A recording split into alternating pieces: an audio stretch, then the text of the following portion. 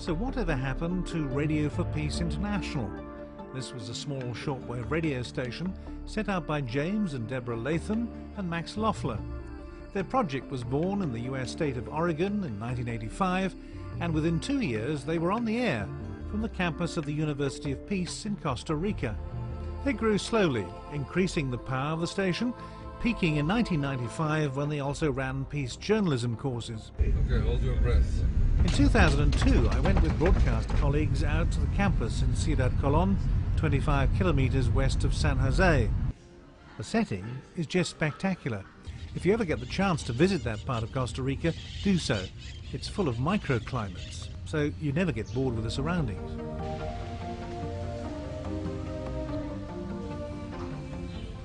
When I was there, it was obvious that a new management team was busy reorganizing the university from the ground up. But I could also see storm clouds brewing between senior university staff and Radio for Peace International, operating on the campus. RFPI was running a number of political programs like the Far Right Review, analysing many of the right-wing talk show hosts hiring airtime on US-based shortwave radio stations at the time. I got the impression the university didn't want to be involved with campaigns and activism. You could see the large antenna mast from the campus, so we went off to investigate.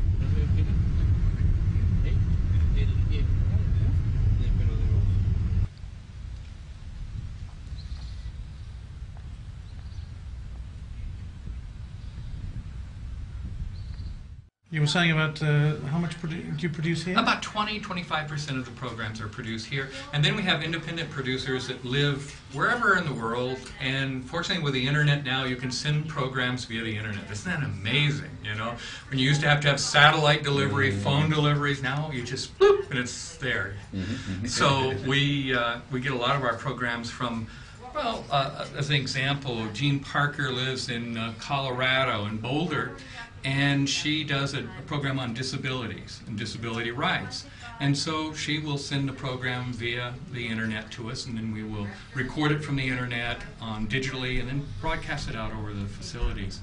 And a lot of people are doing that with us now. More and more of our independent producers are doing that for us, and as well as other radio stations, and they're sending them to us via the internet. So sometimes this is not as active here as it used to be in the past, where you were doing live programming because the person is programming in the field. All our broadcasts are recorded 6 hours in 6-hour blocks, and they're repeated for the different time zones. Our transmitters we built ourselves, Right. And there are a 30 kilowatt and a 10 kilowatt and a 3 kilowatt transmitter. Generally, our targeted area for the station is the Caribbean, North America, and Central America. Unfortunately, where we're located right now, we don't get a very good signal into South America because of the mountain range that we're on. So this is kind of blocks and tends to disrupt the signal path to that and to the south. The transmitters are located just over here, about 100, 200 meters away. They're not very far. We don't broadcast on FM or AM. We have hopes of one day getting an AM license to broadcast to Central America on the AM band. Right. And we broadcast one transmission in single sideband. The rest is in AM mode. Right. And been operating for 14 years here at the station. Started off very small with just a kilowatt transmitter, and most of the funding for the station has come in from listeners who supported the cause.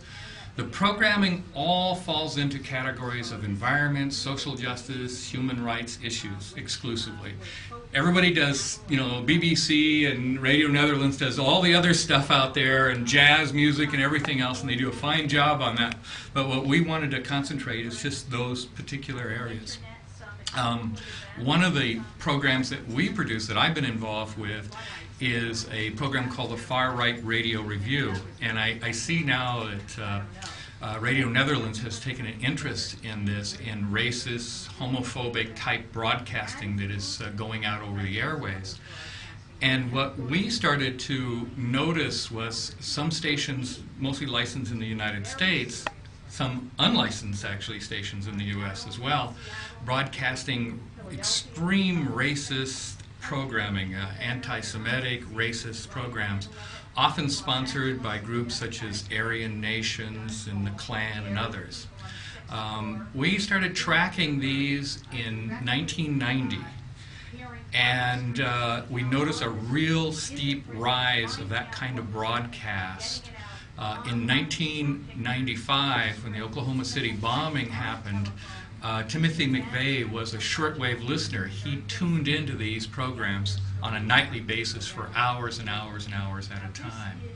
So this has continued to this day and still is broadcasting out there over the airways a tremendous amount. Some 40 radio producers on some 6 radio stations in the United States that can be heard around the world. So what do? Do you try and counteract that, or are you? We do. We first off explain who these people are, and who they're connected with. Because when they first came in, listeners only knew them as, Kurt Saxon sitting in his rocking chair in Alpena, Arkansas, doing a radio program on survivalism. And they didn't know that Kurt Saxon was involved with the Ku Klux Klan. They didn't know that he was a neo-Nazi. They didn't know his background. So one of the things that we do is look at their backgrounds and who they're connected with and what groups, extremist groups, they're connected with. And then we look at what they say, who's being targeted by those groups. That material that we produce here of our monitoring actually goes into a radio program, but it also goes into media elsewhere. The New York Times has ran our material. Recently, I don't know if you're familiar with the Southern Poverty Law Center in the United States, but this is a large advocacy group that fights racism in the United States, specifically against the Klan. And we're writing articles for them. Even the U.S. government has asked us for material. The State Department and the Attorney General has used our material to prep the president in some of the hate speech.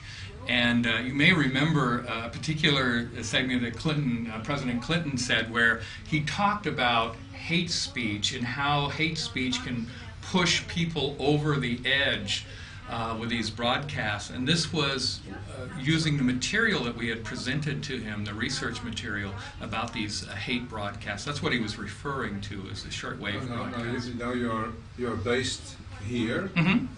You're linked with the university, I believe. Yes. You have a license from the country. Yes. And in what way do you see the connection with the university? Is there a We are independent in funding. I mean, we have to seek our own funding out here at the radio station.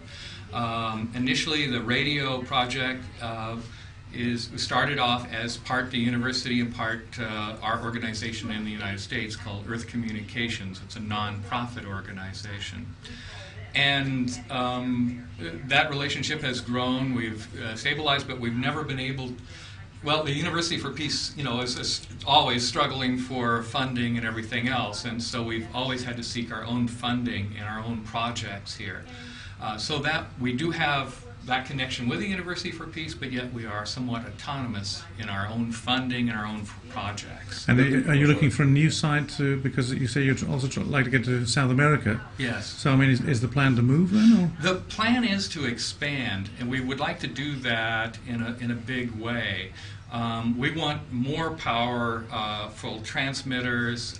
We want a better antenna site than what we have. So the idea is to expand. One of the projects that we're working with the United Nations Radio is to have a rapid response radio system set up. And this could be in conjunction with other radio broadcasters. So when a condition exists like Rwanda, where radio is being used in a very negative way to cause a genocide, that programming could be broadcast into that kind of an area fast with high power transmitters to try to defuse the situation a bit. A little over a year after these shots were made, the university issued an eviction order, and there was a short standoff, all of which is still documented on the RFPI website. But despite plans to move the station to a better location to reach South America, the funds were not forthcoming. Till 2008, the website carried podcasts from various program providers before becoming a silent monument.